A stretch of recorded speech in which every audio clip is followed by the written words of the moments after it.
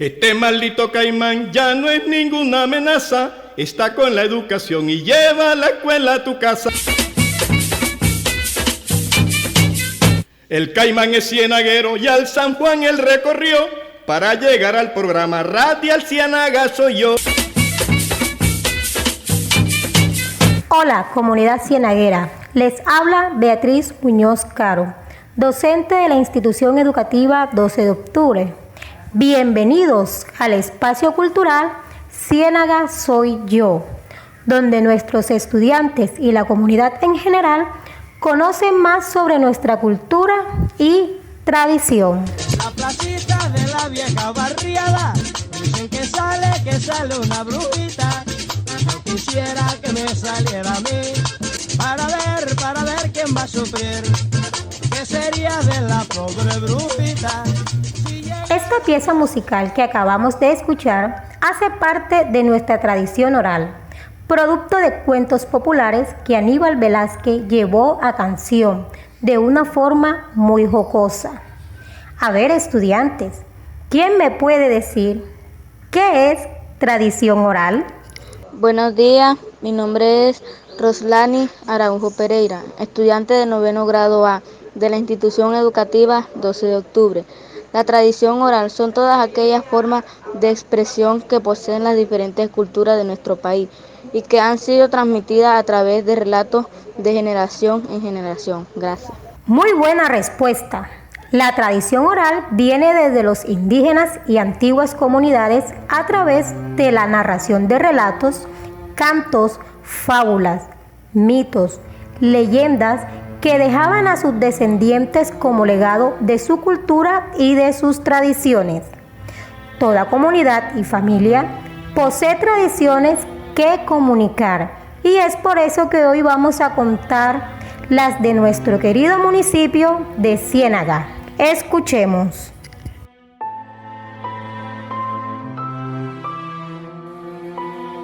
Mi nombre, Edgar Caballero Elías, soy de Ciénaga, donde nací en el año 1943. Aquí he vivido toda mi vida. He desarrollado pues todas mis actividades aquí en Ciénaga, principalmente en el campo de la agricultura, que fue donde pasé gran parte de los años de mi vida en el campo. Relacionado con la historia de la Casa del Diablo, que es lo que creo que les interesa en el día de hoy, de verdad que hace parte ya de todas estas historias de los pueblos. Ciénaga no es la excepción. Ahí se tejieron tantas cosas con esta situación de don Manuel Varela Machado. Él era Manuel Dolores Varela Machado. Él llega a principios de 1900. Un ciudadano más vino con deseo de hacer fortuna, hacer plata, como todos los de la época. Él se dedicó inicialmente a comerciar productos del campo y marisco que traía de Pueblo Viejo, de Tasajera, y los llevaba a Barranquilla. Fue guardando una platica y así pudo comprar su primera casa, que era un rancho que quedaba en todo el frente de la actual Casa del Diablo. Que ahí hay algo de manantial, que era una cuestión de unos niños especiales o algunas atenciones así por el estilo. Esa fue la primera casa. Posteriormente compró la del frente, que era un patio inmenso con un rancho, y en Río Frío comenzó a hacer cultivo de pan coger y fue guardando una platica y era el boom del banano. Entonces se interesó en las fincas de banano y efectivamente en la región de Varela él sembró banano, hizo una grande finca y amasó una gran fortuna en su vida. Él construye ya una casa después de la que terminó aquí, porque esta la hace en 1920. La de Varela la hizo en 1936 y se llama Eusebia en homenaje a su madre, que era Eusebia Machado. Por eso esa finca lleva el nombre, la casa que está en Varela, no en el pueblo de Varela, sino saliendo de Varela, ahí está la casa. Yo conocí ambas casas, la del Diablo actual en todo su esplendor y la conozco en todo su abandono. La última vez que estuve allá hace más o menos 1 año y pico, porque el último que la vivió fue un nieto del Diablo, por llamarlo de alguna manera, hijo de don Manuel Varela, padre del Cuqui, yo no sé si tú te acuerdas del Cuqui, que ya falleció hace 8 meses, era el que vivía del lado del callejón de la Carrera. La casa está totalmente en abandono, eso da lástima como está interiormente esa casa. Entonces el señor Varela comenzó a hacer esa fortuna y le llamaba la atención a la gente la forma tan rápida como comenzó a hacer plata. Y antes había la mal acostumbrada idea de que la gente cuando hacía plata progresivamente era porque tenía pacto con el diablo. Entonces se comenzaron a tejer una cantidad de cosas, porque en esa finca, a la casualidad que se le muere un trabajador, como en cualquier parte, que se murió ahogado, más adelante, como a los 4 o 6 meses, otro se desaparece.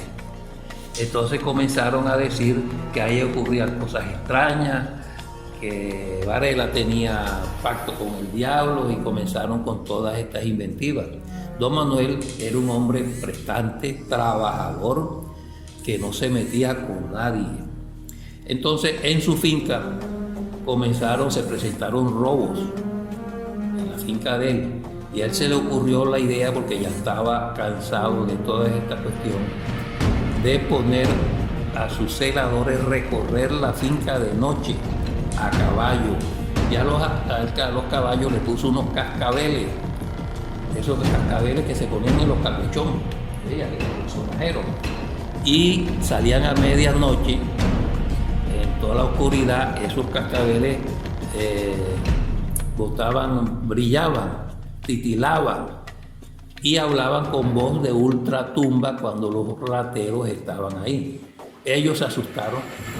Eso lo puso en práctica un par de veces y más nunca regresaron esos tipos, pero comenzaron a añadirle asuntos a la cosa.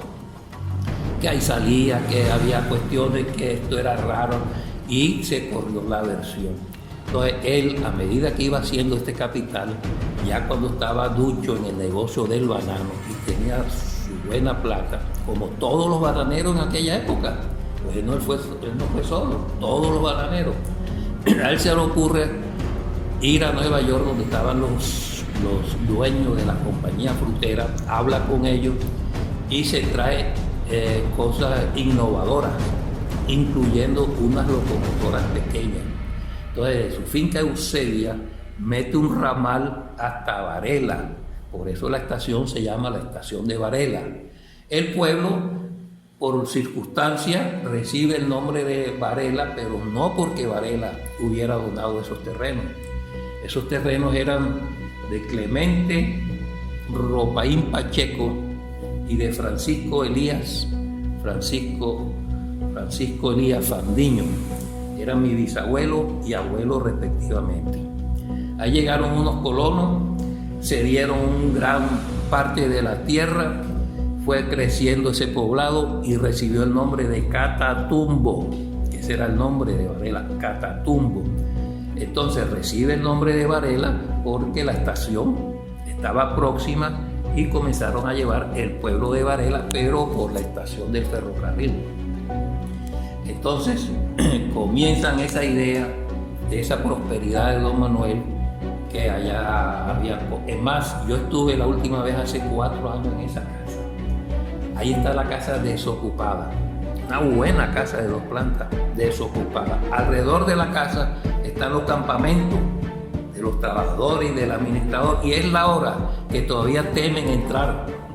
Así me lo comentaron allá, temen entrar a la casa, porque que ahí había un toro, que esa casa estaba llena de plata y todas esas cuestiones que sabemos.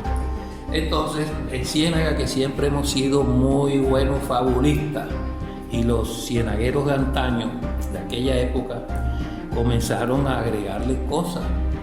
Entonces, que nada tiene que ver ni con brujas, ni con diablos, ni nada con estos asuntos. No recuerda cuando pelado que pasaba por la orilla de la casa y decía que olía a azufre. Decía, le preguntaban a uno, y uno sabiendo que no olía a azufre, uno decía, sí, yo sentí el olor a azufre. Entonces todo eso fue creando toda esta cuestión en contra del señor Don Manuel Varela. Como te digo, a él lo conocí, murió en el 65, 67, de 97 años. A los hijos de él, que era el doctor Varela, el médico, que fue alcalde de Ciénaga en los 40, a su última hija murió hace 4 años, Alba Estela, creo que era que vivía diagonal al Palacio de Justicia. Y a los nietos, al Buki, a Yolanda, a todos ellos, yo los frecuentaba y fuimos amigos, de manera que yo nunca sentí nada. Sin embargo, hay una nieta, el Diablo, que vive en Venezuela. Ella se llama Nancy Roca. Ella cuando viene, yo voy a visitarla y es la hora que me comienza a decir que sí, que a ella le consta que ella veía un perro en su casa que echaba humo por los ojos y que ella iba detrás del perro y cuando llegaba al segundo piso el perro desaparecía. Después te cuenta también que ella en una ocasión salía con su abuelo y cualquier día llegaron a la estación del ferrocarril y había un señor en una banca con una capucha. El abuelo comenzaba a preguntarle y el tipo no le respondía. Entonces el abuelo se le ocurrió quitarle la capucha y el tipo no tenía cabeza. Entonces, te lo está diciendo un miembro de familia y cualquier desprevenido le cree. Lo que va a hacer eso es la única que dice esta cuestión y ella es la hora que se sostiene en ese asunto. Pero ahí no ocurrió nada, eso era como en los cuentos aquello de Semana Santa, jueves y viernes santo, que le decían a uno los abuelos y los papás de uno, cuidado sales y te vas a bañar al mar porque te vuelves pescado, ¿verdad?